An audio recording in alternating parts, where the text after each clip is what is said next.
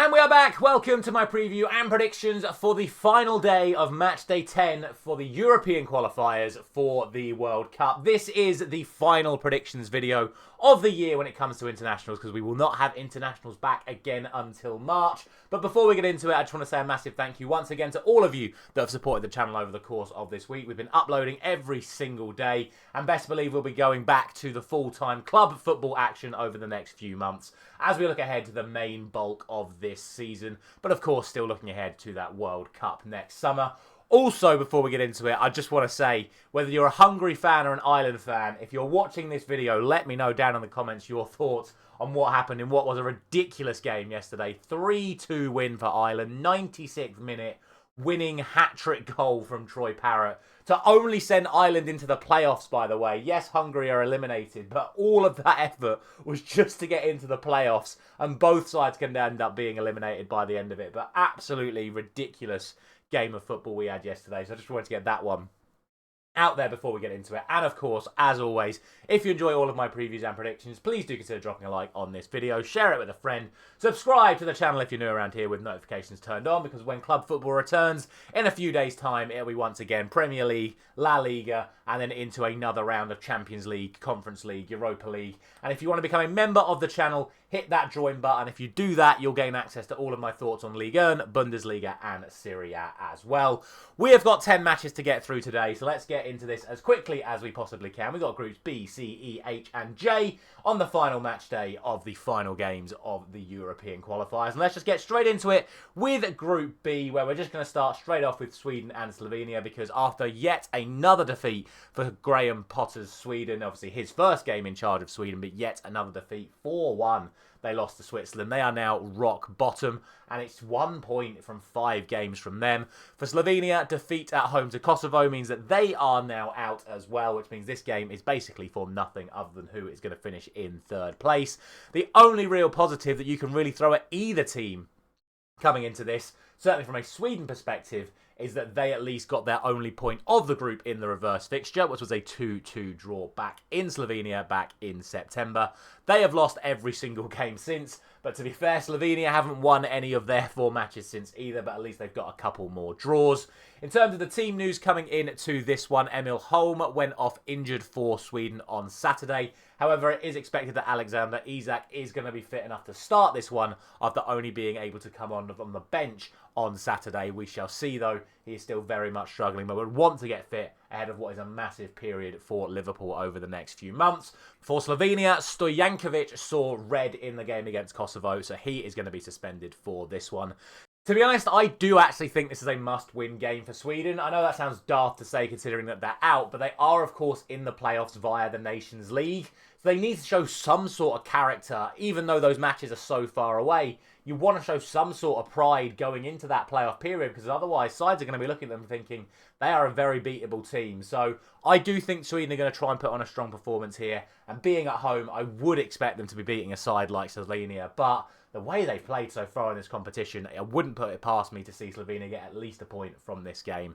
I, however, am going to go for that Sweden victory, and I'm going to go for 2-0 to the Swedes, which means that we do have a group decider between Kosovo and Switzerland going into the final match day. However, we've seen this story a few times already over the last couple of days, and believe me, we're going to see it again before this day is out, because it's a near impossible task for Kosovo to overturn the gap they've got to Switzerland. In order for them to progress, they've got to win this game and overcome an 11-goal gap in goal difference, which means that they have to win this match by 6 or more goals. And obviously, if you look at the table right there, you'll see that so far, Switzerland have not lost a single game in this tournament so far. They've only conceded 1 goal in this tournament so far. So all odds are on Switzerland to progress to the World Cup from this position, but even a playoff spot for Kosovo is a fantastic achievement for them, considering how well they have played so far in this group. To be fair to Kosovo as well, they lost that opening game to Switzerland 4-0, which is another massive reason to go for Switzerland when it comes to this game. But if you look at it, they've only conceded 4 goals in the entire tournament. So that means they lost 4-0 to Switzerland, but haven't conceded a single goal since then. And now, being at home, where obviously they haven't conceded at all so far, you've got to fancy them to have a little bit of a chance in this game. But obviously, if they're serious about actually trying to get automatic qualification here, they've got to go out there and try and score 6, which if they do that, will leave them very vulnerable to what is a very talented Swiss side going the other way. Personally, I actually don't think they are going to do that. I think we're going to see more of just a traditional game where it may have a little bit more of a friendly feel than an actually competitive one. In terms of the team news coming in to this one, I actually couldn't see any fresh injury or suspension concerns for either of these sides coming out of the games on Saturday. Again, as always, I'm sure the comments will correct me if I am wrong in that regard. To be honest with you, I actually think that there is a real good chance we could see another 0-0 here if Kosovo don't go for it. If they do, then obviously I do actually think they'll end up with Switzerland winning. Essentially, it's a free hit for Kosovo. The worst thing that can happen is they go for it, get hammered on the counter-attack, and still end up in the exact same position that they're already in. So they might as well go for it. There's no reason not to. But honestly, I do think Switzerland are going to come out on top here. And I'm just going to go for a 2-1 victory to the Swiss. I honestly think anything could happen in that game. On to Group C then. And this is sort of the real big interesting group of the night. We have, of course, got Belarus and Greece, who are already eliminated. And then Denmark and Scotland, who are going to be massively going head-to-head for a place at the World Cup. We'll start off with Belarus and Greece, who both actually had very good nights on Matchday 9. Not that it mattered in the slightest. Belarus, unbelievably, going to Denmark and getting a 2-2 draw. Their first point of the entire campaign. Greece getting that victory over Scotland. Obviously, the connotations of those results for for Scotland and Denmark we'll get to very shortly. But it does kind of make you question where the hell have that Belarus and that Greece been over the course of this campaign, because you play more like that in the other matches. They might have been in contention coming into this game, but it was not the case. They're both already been eliminated, and this game is basically being played for nothing, because you cannot even change from 4th and 3rd place coming into this fixture. The real bonus in terms of potentially going for Greece in this game is that they did win the reverse fixture 5-1 back in September, and off the back of their win against Scotland, they're going to be very confident they're going to get another result here. But hey, Belarus are going to be feeling confident after getting a 2-2 draw against Denmark. So who knows? Maybe anything could happen. In terms of the team news here, both Pechenin and Korzan are suspended for Belarus, and Pokomenko went off in the first half against Denmark as well. Pretty similar story when it comes to Greece as well. They have got a suspension in Bakasetas, who was sent off against Scotland, and Pavlidis went off in the first half injured as well. So neither team going to be at full strength in this one, although to be fair, with nothing on the line, we could see some rotation in the sides as well. Realistically, this should be a Greek victory, but after what happened in Denmark, who knows, maybe Belarus can spring another surprise here. I'm going to go for a 3-1 victory to the Greeks. That then takes us to what is the first real major game of the night. We are heading to Hampden Park as Scotland host Denmark, where both sides are kind of both going to be kicking themselves after what happened, but both sides are going to be feeling incredibly relieved. Literally, if Denmark score one more goal against Belarus, they would already be near enough guaranteed their spot at the World Cup. If Scotland would have beaten Greece, they would have been in a position where they only would have needed to draw this match and they would be in the World Cup. But instead, we're in this situation where we are now, where the cards are still sort of in Denmark's favour, but with Scotland at home being unbeaten at home in this competition so far, you've got to fancy them to have a chance of getting the result that they need here to progress to North America. But after the performance you saw against Greece, you've then got to ask the question, do they have enough to beat Denmark? But then you look at Denmark's performance against Belarus and you think, do they have enough to get the result away to Scotland? What makes things even harder to call and potentially gives you a little bit more of a favourable reason to go for Scotland here is because Scotland got the draw away to Denmark in the opening match of this campaign. So it's going to be a really, really interesting one, and it could all come down to the fitness of certain key players for either side, because coming into this, Billy Gilmour was a doubt. We spoke about the 3 players that were injured for the first game for Scotland. Billy Gilmour was the only one who stayed in the squad, and he still remains a doubt for this game. For Denmark, though, there has been a real illness bug going around the camp. Somehow it's found its way to me as well, by the way. I'm really struggling this morning. But I'm doing the best that I can. But what happened was Rasmus Højlund and Joachim Andersen both didn't feature in the game against Belarus because they were ill. As things stand, both of them are doubts for this match. And obviously, as viruses tend to do, as things stand, we don't know how far it's spread around the rest of the camp and who else could potentially be affected by it. So if Denmark are going to be down multiple key players, it's a real opportunity for Scotland to advance when it comes into this match. The one thing we would say is certainly in terms of on the pitch, there were no fresh injury or suspension concerns for either side in the games that took place on Saturday. What makes things even more interesting is when we actually look at the head-to-head record here. 4 years ago, in the final game of World Cup qualifying, Scotland played Denmark at Hampden Park and won 2-0 to progress to the next round. Now, back then, that was only good enough for a playoff spot. Victory tonight takes Scotland all the way to the World Cup and sends Denmark back down to the playoffs. I actually think Scotland are going to get this. As much as I always laugh and joke about how much I want to see Scotland lose, and believe me, nothing would bring me more joy tomorrow night than seeing Scotland lose once again. I actually think that Scotland are going to get the result here. And I'm going to go for a 2-1 victory to Scotland. But we'll see. I think it's going to be a very, very close game. I think it's going to be a very, very intense game. But I've got the Scots making it to North America in the summer. On to Group E then, and stop me if you've heard this story before. We've got two sides that have already been eliminated from the competition, taking on each other in our first game, and then in our second game, we've got two sides who are battling it out for the top spot, where one team is significantly further ahead than the other on goal difference, meaning we need an absolute miracle from that other team to progress. Let's start off with Bulgaria and Georgia, though. I mean, we sort of have a real hierarchy in this group where Spain are better than Turkey, are better than Georgia, are better than Bulgaria, and that was kind of proven again with the matches we saw on Saturday, with Turkey beating Bulgaria and Spain easily beating Georgia. You look at the table, Georgia have only got 3 points so far. Unsurprisingly, that was in the reverse fixture against Bulgaria where they ended up winning 3-0. There is obviously a chance that Bulgaria get themselves up to third here, but they would have to beat Georgia by 5 or more. They actually have more chance of overtaking Georgia than Turkey have overtaking Spain, by the way. But you know, there's nothing really to play for in this match. And to be honest, Georgia should be the favourites coming into this. That being said, though, in terms of the team news coming into this, we have no fresh concerns for Bulgaria. Whereas for Georgia, they have Goglidze and Mekvabishvili, both off injured in the game against Spain the other day, whereas Midukatske remains a doubt for them as things stand. Regardless, even with all of those players potentially out injured for this match, I still think the Georgians should be considered the favourites. Bulgaria, obviously going to be a slightly better side at home, but with nothing on the line, I just don't think they're going to do anything here either. I'm just going to go for a 1-0 win to Georgia, which then means obviously the quote-unquote big game in this group does see Spain hosting Turkey, where Turkey need to win this game by 7 goals or more to progress. But let's not forget, so far for Spain, it's played 5, won 5, scored 19, conceded 0.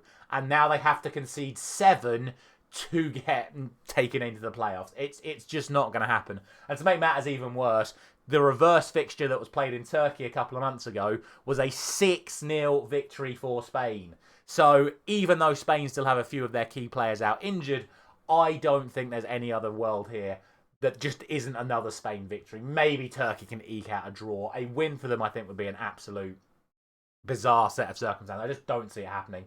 I think Turkey know if they go for it, they're in massive, massive trouble here. There's no actual reason for them to go for it. I don't think even they believe they have enough in them to beat Spain by 7 goals or more. It's just like the Kosovo-Switzerland game earlier.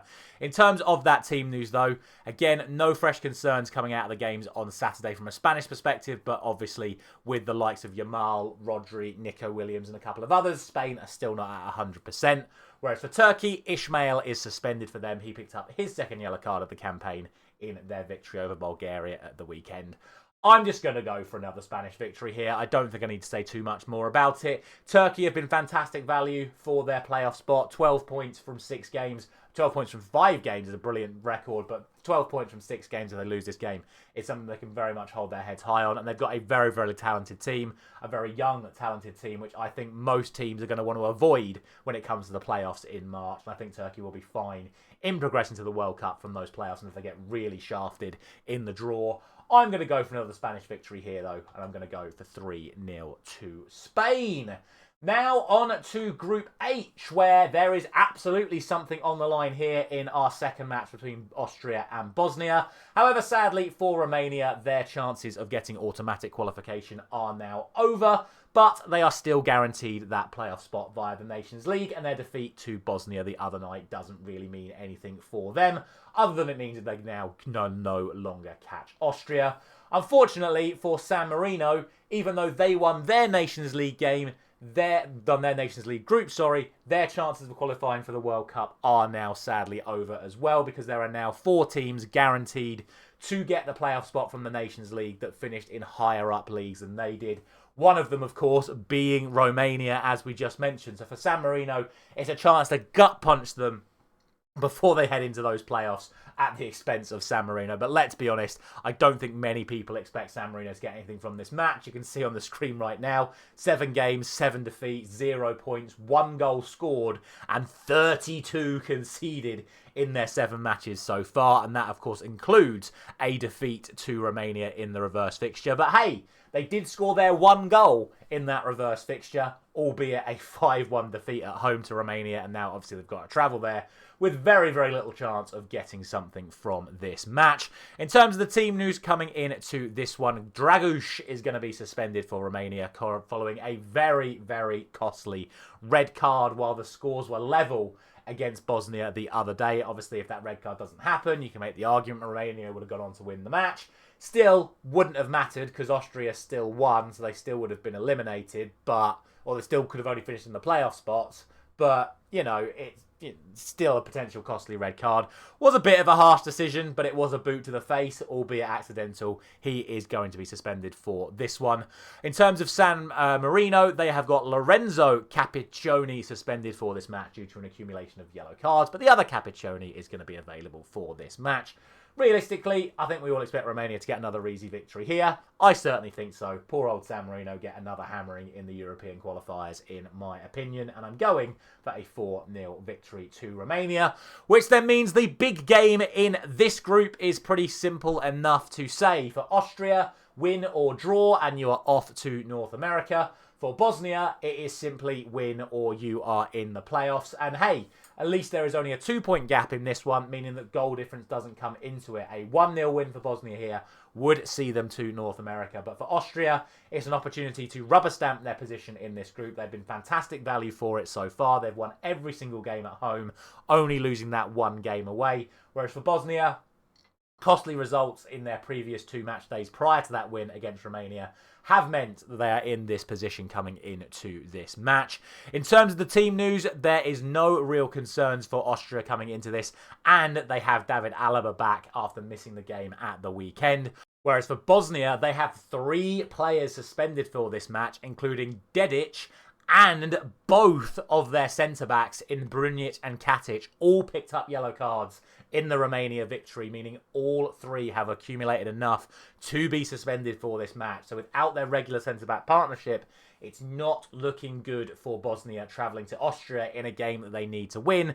And of course, as we've already mentioned, Austria have won all of their home games so far in this competition. I do think it's going to be close. I do think Bosnia do have a chance, but the way that Ralf Rangnick's side has played throughout this campaign, I would be surprised to not see them round off this group in style. Again, they've been fantastic value for all the points they've got so far, and I think they are going to get through to North America with another final victory in this game. And I'm going to go for a 2-0 victory for Austria, which then means that last and certainly not least, we have the curious case of Group J, where all of Belgium, North Macedonia and Wales need a result in this fixture to automatically qualify for the World Cup. We'll get to the bizarre circumstances surrounding Wales and North Macedonia shortly, but we have to start with Belgium, who fumbled the opportunity to get automatic qualification the other night because they were only able to draw away 1-1 to a 10-man Kazakhstan. That means they now do need to get at least a draw against Liechtenstein, because you'd think in theory North Macedonia nor Wales are going to have enough to overturn Belgium's goal difference here. But at least a draw for Belgium would get them there with automatic qualification. Obviously, a win guarantees it. The good news for them is they're playing a Liechtenstein side that has lost all 7 games so far and hasn't even scored a single goal in this competition so far. So naturally, we're going to have Belgium as the overwhelming favourites for this match. But after what we saw in that Kazakhstan game, it's quite clear that the likes of Kevin De Bruyne and Romelu Lukaku are suspended for them, injured for them, should I say. And obviously, both are still going to be missing for this one, as well as Thibaut Courtois. I'm obviously still going to go for the Belgian victory. Let's not forget that Belgium beat Liechtenstein 6-0 in the reverse fixture. And again, I reiterate, Liechtenstein have lost every single game so far in this tournament. So I am going to go for the Belgian victory. I'm just going to go for a 5-0, you know, just a little 5-0. Less than what it was in the reverse fixture because of the injury concerns that Belgium have. But realistically, Liechtenstein should not be putting up much of a fight against a side as well talented as the Belgian side is. Which then means that we have this really odd game between Wales and North Macedonia, where you think it would be this absolute grudge match where they're both battling it out for this playoff spot, both sides on 13 points. Wales need to win to finish above North Macedonia because of the goal difference. A point would be enough for Macedonia to secure second place in the group. If they win, there's still a chance they could overtake Belgium if Belgium somehow lose to Liechtenstein. All this going on, but with the assumption that Belgium are going to beat Liechtenstein, which I think we all expect them to do so, the weird situation surrounding this game is that both sides are guaranteed a playoff spot via the Nations League. So whichever team comes out on top here, it doesn't actually matter because both are guaranteed to qualify through the playoffs anyway.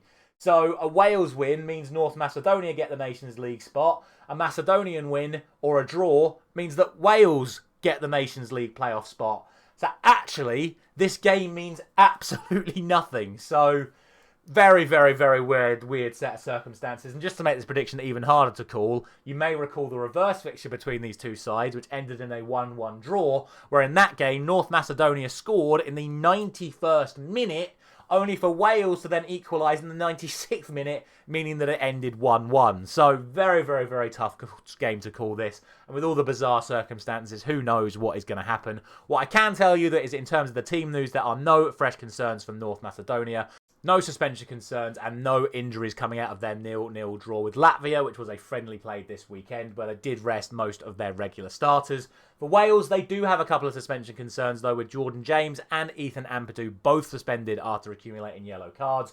But Harry Rilson is back from his suspension and could start for them here. With Wales being the home side, I think you would have to have them as favourites. I think most people are going to fancy Wales to get the victory here. But to be honest, I actually think it's a lot closer to call than that. And I think North Macedonia have been well worth every point they've got so far in this competition. You can see on your screen right now, they haven't actually lost in this entire campaign, whereas Wales have an extra win but have 2 losses. So I'm actually going to go for the draw. I've not gone for many draws this week, and I'm going to go for one in our final match here. I'm going to go for the exact same scoreline it was a couple of months ago, which was a 1-1 draw between these two sides. And that is going to be it for today's video. That is going to be it for these European qualifiers. Obviously, we'll be covering all of the playoffs taking place in March as and when we get round to it. But of course, as always, I'm going to start with a massive thank you very much for watching. And before I leave you, let's see what you guys have been saying about these matches over on the community page. And you have gone for the following. Majority think that Sweden are going to beat Slovenia. There are a lot of votes for Slovenia in there as well. Basically, everyone thinks Switzerland are going to beat Kosovo. Basically, everyone thinks Greece are going to beat Belarus. The closest vote of the night is that Scotland-Denmark one, with the majority favouring Denmark, but 35% still going for Scotland. Most think Georgia are going to beat Bulgaria. Basically, everyone thinks Spain are going to beat Turkey. 98% going for Romania to beat San Marino. Majority going for Austria to beat Bosnia. Basically, everyone thinks that Belgium are going to beat Liechtenstein, and the vast majority going for Wales to beat North Macedonia, despite me disagreeing with that prediction. It is what it is, 71% going for Wales. We shall see what happens in tomorrow's video, in tomorrow's matches, should I say. A quick reminder, as always, that community polls for Premier League and La Liga will be going up shortly as well, so make sure you head over to that community page to have your say on those matches as well. A massive thank you very much for watching all the prediction videos we have done over the course of this week and over the course of this entire European qualifying campaign. As I've already mentioned, we will, of course, be covering every single game in the playoffs when it gets to March. So as always, a massive thank you very much for watching. I may have sort of like an England reaction video up for you tomorrow morning, because I've not really done many England reactions recently. I've been going to a lot of the games, so not really had the chance to do those reactions, so maybe we'll do that for you tomorrow. As always, I thank you very much for watching, and I'll see you very soon.